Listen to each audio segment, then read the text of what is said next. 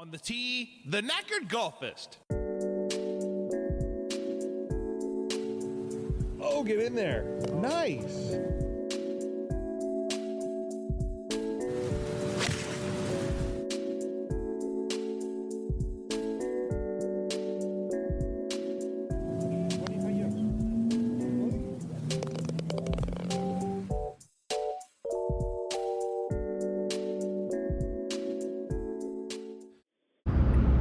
All right, welcome to the Knackered Golfist podcast. I'm driving out to Sonoma Raceway, or Sears Point Raceway is what I call it, for a historic car racing event. It's called CSRG, David Love Vintage Races, and it should be fun, and it should be nice and cool down in Sonoma, which I'm pretty sure that Sears Point is not in Sonoma, but they call it Sonoma. It's Sonoma County. But then there's the city of Sonoma, which is sort of it's more encompassing. So anyway, yesterday was Friday, and I went to the putting green over at Thunder Valley National, and I realized that I had seen a video this week about how to hit your wedges, and I tried to emulate that. It was about sort of finishing the club head where it's facing the sky,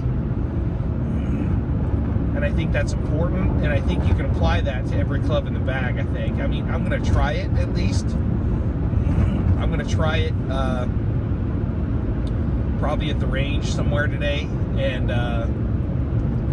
because I went to the putting green and I sort of applied that concept of trying to keep with the putter blade, keeping the putter blade open sort of after contact or after impact with the ball, and the ball seemed to roll a bit straighter. And before, it was such a confusing concept of trying to be within the sort of semicircle that they expect you to putt with. But I think when it's with a face balanced putter, I think it's more of a straight in and straight out kind of a movement and stroke kind of a thing. So I think that is, in a way, it's a sort of reminder of kind of what putting should be, I guess. And it reminded me of how Fred Couples used to putt with a short bladed putter, and I really understand. Putting is such a great exhaustion of your time to try to figure out, because you're always trying. I mean, golf in general is just one of those things where it just takes all of your time to figure out and all your concentration. And I kind of get why people are so into their deal when they're at the golf course, and they don't want to, like, be friendly with others, like, especially when they're practicing. But I mean, still, there's a time for camaraderie, and then there's a time for trying to work on your stuff. But I mean, to each his own, I guess. But it reminded me that I've never really putted correctly, and it's always something, So anyway, I got home from work, and before I was going to go to the putting green, I watched Hideki Matsuyama playing his round. I guess it was yesterday, and he is such a fascinating player to watch. Just the whole way of his look and his demeanor and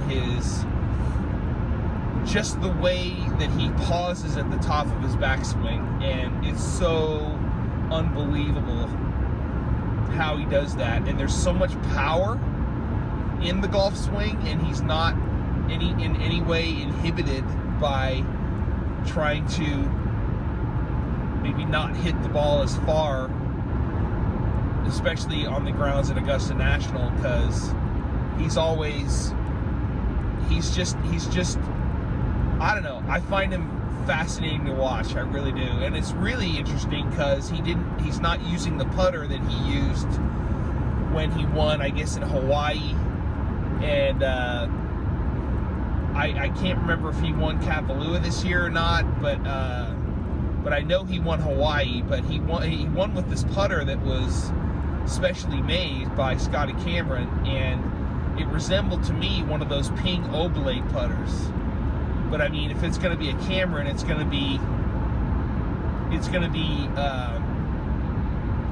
a bit heavier, and it's going to be to his liking, and weighted differently and balanced or whatnot.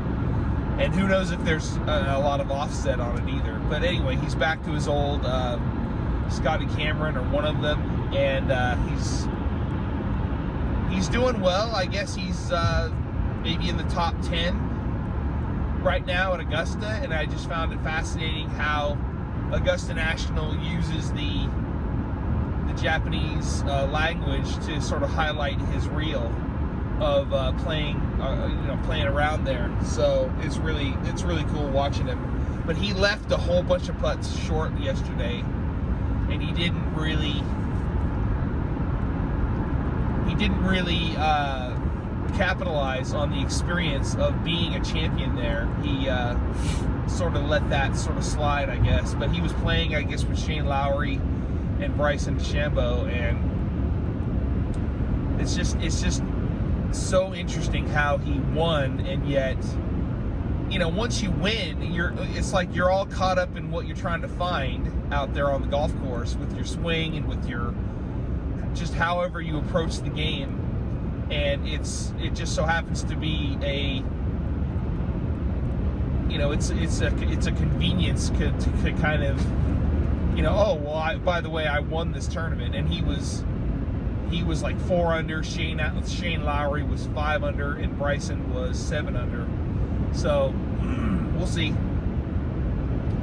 But I mean, it's really, I don't know. It's just fascinating, that whole tournament. This tournament this year is shaping up to be probably one of the best in the last 5 to 10 years, it looks like. And they haven't had, as far as I know, they haven't had any weather to sort of offset all of the playing conditions that are optimal right now. And I'm just tickled pink. I'm tickled azalea pink for this tournament, because I'm not able to watch it today, but I'll be able to check in with it periodically. But I am really looking forward to watching it tomorrow, because it is just unbelievable to watch. You had, what's his name? Justin Rose was leader after the first round, and then you had Rory shooting 66 yesterday, and then Bryson had a great day as well. And then there's people on social media that are complaining that they're not showing Bryson as much as they should. And he's definitely, obviously, the top live player out there, and he's the only one that's actually being successful. And I think maybe there might be a couple other guys that are maybe in the top 15 or top 20, like what's his name? Aces. What is his name? Aces Reed. Patrick Reed. And then what's his name? The guy from Chile, Joaquin Niemann. I don't know. I'm not too privy on how the live golfers are doing, but there's so many guys that are on live that are just completely out of it. Like Dustin Johnson didn't even make the cut. Phil Mickelson didn't make the cut. Brooks Koepka didn't make the cut. And it's just baffling to see how horrible that tour is for those guys' preparation. And there's so much more social media influence on live than there is the PGA Tour. You got people complaining that Bryson isn't being shown on TV as much as they would like, and I find that interesting. But Bryson is the people's champion and all this other stuff. Bryson is still Bryson, and he still can be a bit awkward, and you don't know if it's real or if it's fake. But I don't know. I think he could have a definite chance in beating, and also on the top 5 is Shane Lowry is in the top 5 at the Masters. But back to Bryson, he didn't have a good day Thursday, but he really kicked ass yesterday, and I guess he's 7 under right now. But I mean, he could have teed off. I don't know. They're probably teeing off later today. But anyway, it's still Justin Rose. It's still Rory McIlroy. It's still Bryson DeChambeau, and Scotty Scheffler's in there as well. And I can't remember. I didn't see the highlights for Scotty Scheffler yesterday, but Scotty was there was a picture of Scotty underneath a tree trying to look at where the lie is for this ball, and I don't know. But anyway, Scotty is stone cold killer out there, and he is. I mean, either one. It's a top. Either one of those guys can win. You know, either one of them, and the pressure hasn't really kicked in yet, I don't think. And Rory was talking to the media yesterday, and you know, he was talking about there was this thing that happened on 15 where he had a double bogey at 15, and he didn't know about a drop that he could have taken on the 15th hole, which I don't know, which might be a one of those deals where I don't know how that all shaked out. I guess I don't know what the whole story is with all that, but anyway, he was able to disconnect and then just tuck his daughter in to go to sleep at night. And I thought that was really cool, that he could just disconnect from the playing of the day and just like reset, is what he was saying. And so that was cool. Yeah, I'd love to see Shane Lowry do well. I'd love to see him win, and I'd love to see I'd love to see Scotty Scheffler win and Rory McIlroy win. I think Rory more than Scotty, I think, but either one is fine. But you know, the whole I mean, if Bryson wins the Masters, what is that going to mean? What is that going to mean for golf? What is that going to mean for, you know, what Bryson's going to come up with? He's going to do social media stuff like up the wall. He's just going to be crazy about it. He's going to be sleeping with that green jacket in his bed. They're going to show him showering with it, whatever. They're going to show him lifting weights with it. They're going to show him going to I don't know. It's really going to be interesting what happens if Bryson wins. But I mean, Rory McIlroy's got his number though. You know, that guy he's really cool this year, and I'll never forget that Brandel Chamblee was saying that Rory will never win the Masters just because of how flat his swing plane is. And I thought, wow, that is insight that I don't really know of, and it could be BS. But then again, the guy knows golf better than I do. But it's so much more of an upright swing kind of a golf course. And you know, you look at the champions in the last at least 10 years, and they all sort of have an upright swing for the most part. Like Scotty Scheffler definitely does. Hideki definitely does. Who won it in 23? I don't remember who. Oh, was it Wyndham? It wasn't Wyndham Clark. No. Who won it in 23? Oh, Jon Rahm. Yeah. Jon Rahm. Yeah, he doesn't really go back to parallel, but he has a more upright swing than Rory does. But I don't know if that's all a factor, and it's all based on, you know, how unlevel the lies are out there and how you can deal with that, how you can just hit out of any lie at Augusta National and just never be planted in the fairway, you know, straight, you know, whatever it is. It's always going to be in an angle. So anyway, that's the way that is. But yeah, I'm interested. I'm really interested to see who wins the Masters. It's the best tournament of the year, and I was thinking to myself, would I rather go to the Masters or would I rather go to Japan? And I think I'd rather go to Japan.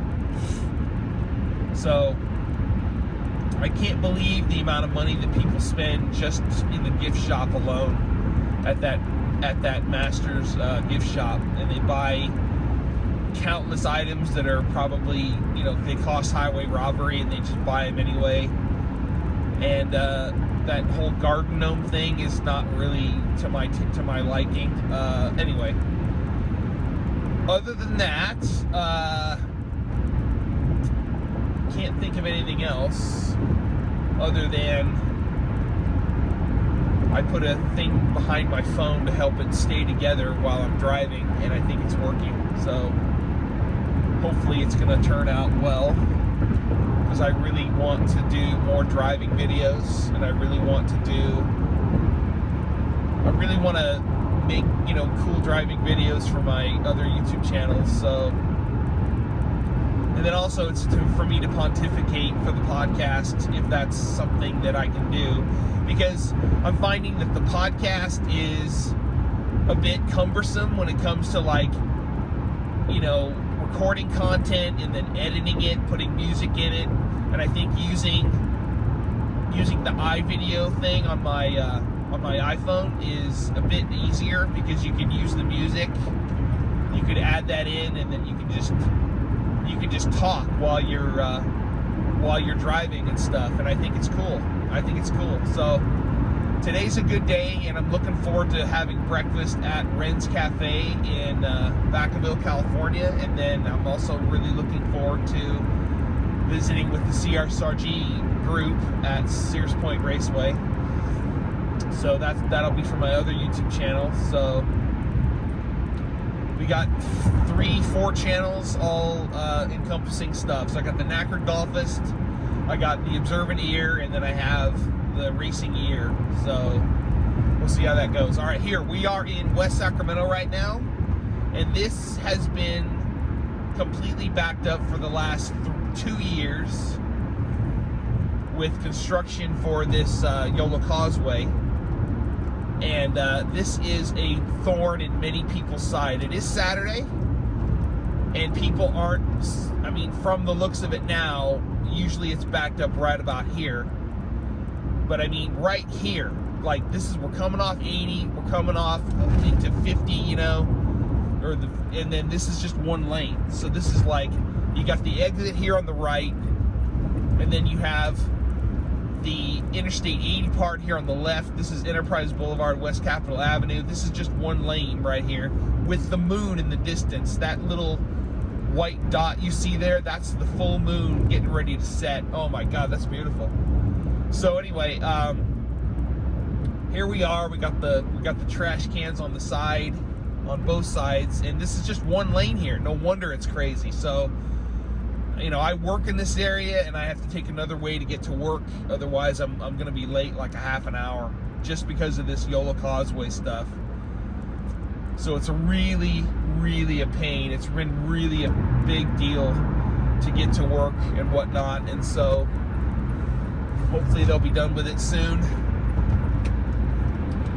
And I don't know if they're adding a lane or whatever it is they're doing. They're probably just adding a carpool lane. That's all they're doing. And I won't be able to use it anyway. So it's kind of like what they did further down in Vacaville and stuff. They added a lane, and they just made it into a carpool lane. So not really anything too significant, but they may have this Fast Pass program come down to here for people that commute to the Bay Area, which isn't really happening anymore. So since COVID. All right,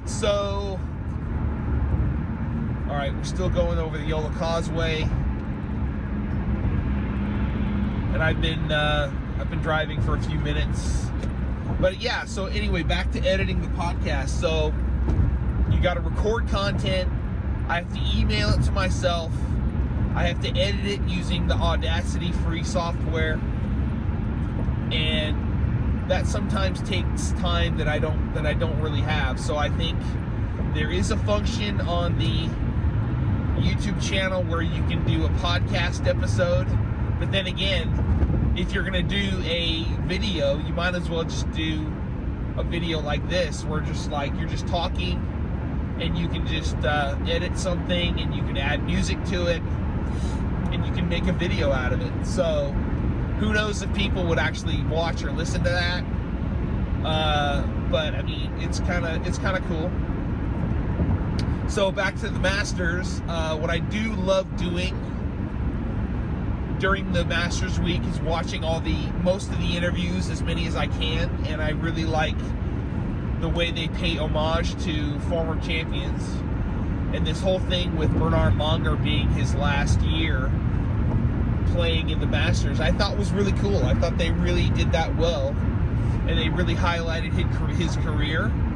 He won twice in 85 and 93. And I think that they really did a good job with that. Because, I mean, anything that they do as far as content goes is really top of the charts, top of the list.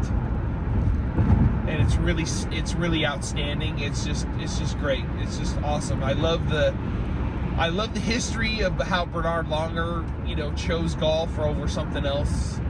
And I really love that he is a Christian, and I really love that he's got a beautiful swing. I always thought he was a beautiful swing. He's a bit of a deliberate player, and I did see him once, and he seemed to be, a bit deliberate when I saw him at the Charles Schwab Cup at Harding Park in San Francisco back in 2012. And I mean, that was the same year I went to the Olympic Club for the US Open. That's the last senior tour event that I've ever been to. And it's so sad because Northern California used to be a senior tour stop for a number of years, and now it's not. It doesn't even come here anymore. The only thing it does is go to like Pebble Beach in August, which is too far for me. They should at least go to San Francisco. And I mean, they used to have that Rayleigh Senior Gold Rush, and I mean, I thought it was great in October, and it was a big deal for Sacramento because it didn't have any they didn't have big sporting events. The last big sporting event they had that was sort of 1 week out of the year was the US Senior Open 10 years ago. It's going to be in July. It's going to be 10 years since that's happened. So, which is basically how long I've been doing my stuff, whether it's my YouTube stuff or my podcast or whatever it is. It's going to be 10 years. And so, anyway, I started this in 2017. And I got an email this week about somebody that was telling me, oh, great job doing 130 episodes, and great job that you're, being successful, quote unquote. And I was thinking to myself, all right, is this person a scam, or is this real, or whatever? So I may do it. It's like a quiz on how to connect with your audience. And I don't know if I'm connecting with anyone or not, but I mean, a lot of people don't really have time for watching a YouTube video or listening. I mean, people watch YouTube videos because they allow them to just sit back and relax and watch something. But I mean, in this case, I'm driving in the morning, the sun's about to rise, and I'm looking at a full moon that's about to set. And I'm going through this crazy area here in Davis that is that's always problematic for traffic. And today's going to be a really big day in Davis that I'm gonna avoid, thankfully. But anyway, who knows if people are going to watch this, or if they're going to listen to this, or if they even care, or what kind of a reach this has. It's going to be interesting to see if people even pay attention to this. So anyway, I'm just driving, and I find it to be a cool experience to watch the sunrise and also watching the traffic. But anyway, and I can put it in other videos. So anyway, yeah, so there's the editing, so I can just edit, and put the music in, put the commentary in, and then do the music at the end, whatever, add in little whatever I need to add during the video thing. I think the videos are easier to edit than the audio. So, because you got to sit down at a computer, and I know that people say that, oh, just use GarageBand on your iPhone. I'm like, no, I'm not doing that because it's still cumbersome for me. And it's not straightforward. It's all this gobbledygook that I don't need. So anyway, all right, we're getting through Davis, and we're getting through here unscathed. And big day in Davis. So anyway, hopefully that will. So anything golf related yet else to talk about? So can't think of anything. But yeah, so Jack Nicklaus and Tom Watson and Gary Player were interviewed after they teed off, and that whole ceremonial first shot at the Masters is fascinating to me. And I think that are there people that are being left out that could be doing that? Like, is Ray Floyd being left out?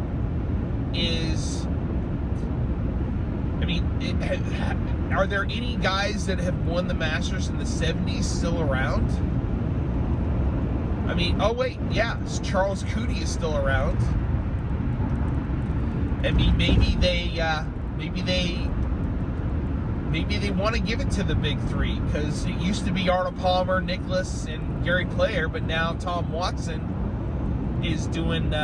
He's a part of the big three, but it's like once one of those guys, maybe they're setting the precedent. Maybe it'll be three from now on, you know, because I mean, are there usually three guys in a group at Augusta during the Masters, or is it just a twosome? But I mean, maybe during the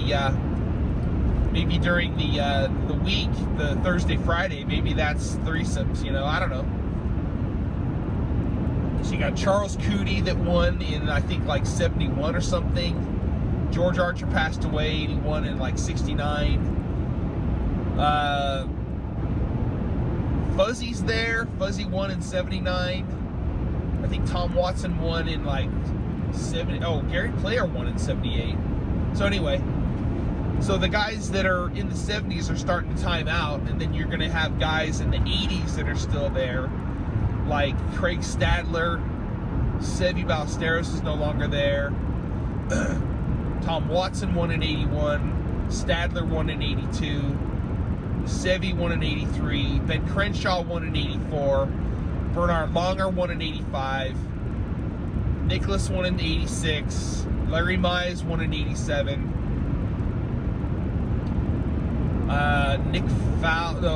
Sandy Lyle won in 88. Nick Faldo won in 89 and 90. 91, it was Ian Woosnam. 92, Fred Couples. 93, Bernard Langer. 94, Jose Maria Olazabal. 95, Crenshaw. 96, Nick Faldo. 97, Tiger Woods. 98, Mark O'Meara. 99, Jose Maria Olazabal. And 2000, Tiger Woods? No, Vijay Singh. And then 2001 was Tiger. So yeah, wow, they got a whole plethora of guys that can do the ceremonial first tee shot. So that'll be good. We'll see what happens. But I thought the comments that Nicklaus, Watson, and Player made were good, and I think it was, you know, Fred Ridley had his conference as well. He talked about slow play, and he talked about what they're going to do to try to curb that. They're going to try to nip that in the bud, maybe during the drive, chip, and putt. But I mean, Fred Ridley talked like twice. He did for this thing that they're doing at the Patch with Tiger, and then there's the next talk that he did was about the rules and about pace of play and how far the golf ball goes and all that other stuff. But I mean, yeah, I heard Nicklaus make a comment where the R&A and the USGA make the rules of golf, not Fred Ridley. So, whoa, wow. But anyway, yeah. So there's that. So, but I thought those guys, the Gary Player, I met him once and he signed a ball for me many years ago. He made some great comments about dealing with adversity in life. You know, in life, there's always going to be adversity. It's just how you handle it and how you are able to just move on from whatever mistake has been made, kind of thing, and just deal with it. You know, it's adversity is not being just, I mean, that's what golf is. It's just a plain as day sort of example of what adversity is. And so you're dealing with that every day when you play golf. And so golf is just one of those things. It's just one of the reasons why I love it, is that if you're good at it, you're sort of overcoming whatever adversity you're dealing with.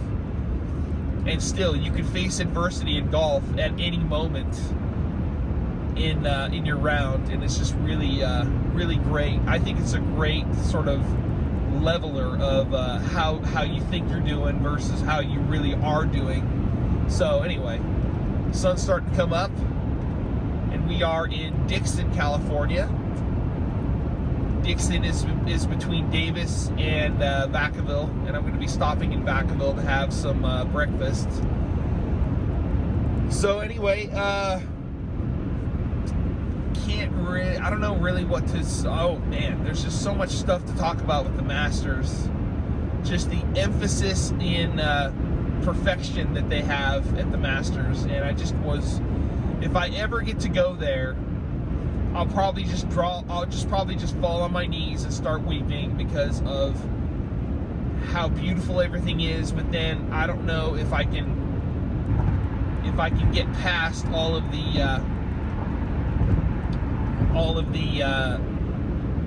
stuff that's gone on in the South, you know, over the years, and just to have this sort of place in the South being what it is and what it all encompasses and what it all came to be and all that, you know. I don't know if I can handle that. I don't know. But I don't know.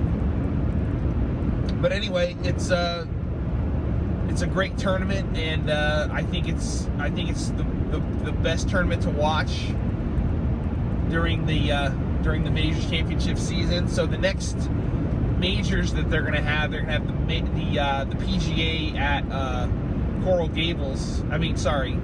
At Coya Hollow in North Carolina, outside Charlotte, and then that might be a pick for Justin Thomas, and also a pick for Rory McIlroy to win the PGA again, because that's kind of where that was his bread and butter course with the Wells Fargo Championship. And then you got the U.S. Open at Oakmont, and oh my God, that's going to be a great tournament. And I don't know, I can't remember where the British Open is this year. Is it Muirfield?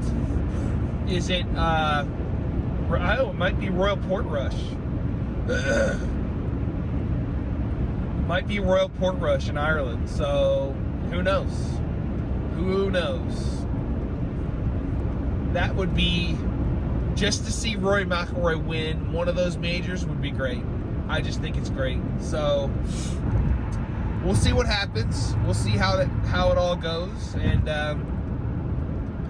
I'm thinking that it's going to be a good weekend for golf tomorrow when I get to watch. And today's going to be a great day for historic car racing and actually having a good breakfast with a nice steaming hot cup of joe at Ren's Cafe in Vacaville.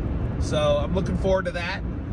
We're coming into Vacaville now, and I don't really have anything on the top of my brain, but the hills are alive with the growing grass of green, because that's what happens here in winter into spring. So it's springtime now. It's April 12th. And I'm starting to lose my voice. Oh my God. So anyway. All right, so 40 minutes. Wow, that's a big deal. I can definitely make a podcast episode out of this. I think I really can. And I think that maybe being able to talk and drive at the same time is cool, because I do it normally, and to sort of ease myself out of the pain of what day-to-day life is here in California. All right, Vacaville, city limit, Vacaville. They used to have a place here called the Nut Tree when I was a kid. We used to go to San Francisco to be with my grandma, and she always wanted to go to San Francisco. And it was back in the day when San Francisco was a lot safer than it is now. But we would stop at the Nut Tree and get like a loaf of bread, and we would see how overpriced the toys were at the toy shop. And they would stop there to sort of, you know, stretch your arms and legs, which is no big deal now because everybody commutes somewhere. It used to be a really long trip just to get to the Nut Tree. But yeah, that was cool. And that was like an amusement park kind of a thing. They had a train going around this toy shop, and they had it was like a miniature train that had this whistle that was, you know, remember, it sends you back to the childhood you had, you know. And it was cool. I liked it, and it was really kind of a cool place. And but it was amazing how expensive all the toys were in this toy shop. And we'd always used to go in there and just look around. Oh, look how expensive this is, you know. So anyway, Vacaville's not really known for a golf course. They used to have a golf course. It was called Green Tree Golf Course, and then they also used to have a racetrack, Vaca Valley Raceway. That's actually kind of, I'm going by it now here off the road. And then we're coming up on Leisure Town Road. Anyway, we'll see how it goes. Yeah, Vaca Valley Parkway. So anyway, the 505 ends here at Interstate 80, and that's Interstate 505, and that goes up to I believe it's Williams. It's not Williams. It's somebody else. It's something else. But it connects the Bay Area with the north with Interstate 5, where folks want to go to Oregon and Washington. Anyway, NHRA guys, they take that road when they go from Sonoma to Seattle for the Pacific Nationals after the Sonoma Nationals. But yeah, here we are. We are in Vacaville now, and we're gonna get off here at I think it's Mason Drive or something, and then we're gonna have breakfast at Ren's Cafe at 6:22 now in the morning on Saturday, and they open at 6 a.m. And that's I just love the place. I love it because it's so simple, and it takes me back to kind of when food wasn't so complicated, and it's just nice and simple, and it's just great. And I'd rather go there than Black Bear Diner. So anyway, all right, I think that's about it. So we're into Vacaville now, so I gotta get my car positioned to get off the freeway and see how that looks getting off properly, because I still think that maybe I'll just keep this on until we get to Ren's Cafe, and then I'll turn it off. So Vacaville, Monte Vista Avenue, and here we are. We're gonna come up on the Nut Tree here. Nut Tree's gonna be on the right side. Oh, they're doing another carpool lane here. Wow. They still have this old sign that says Nut Tree on it. But it used to be over there. It used to be that total wine place used to be the Nut Tree. The Nut Tree. Interesting. What was the nut of the Nut Tree? I don't know. Walnuts? Almonds? Cashews? Well, I don't know. And then we got the Vacaville outlets here on the left. It's next to the Safeway.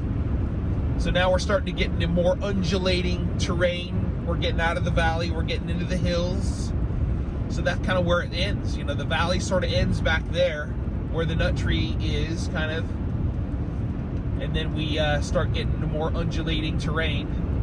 Wow, this is all going to be a carpool lane. Jeez Louise. Mason Street.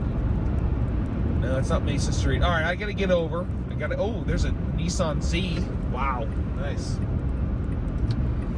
And, all right, we're in the right lane here. Davis Street.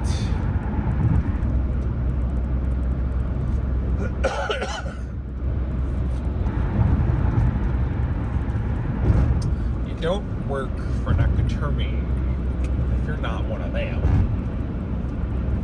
Yeah, I'm John McClane.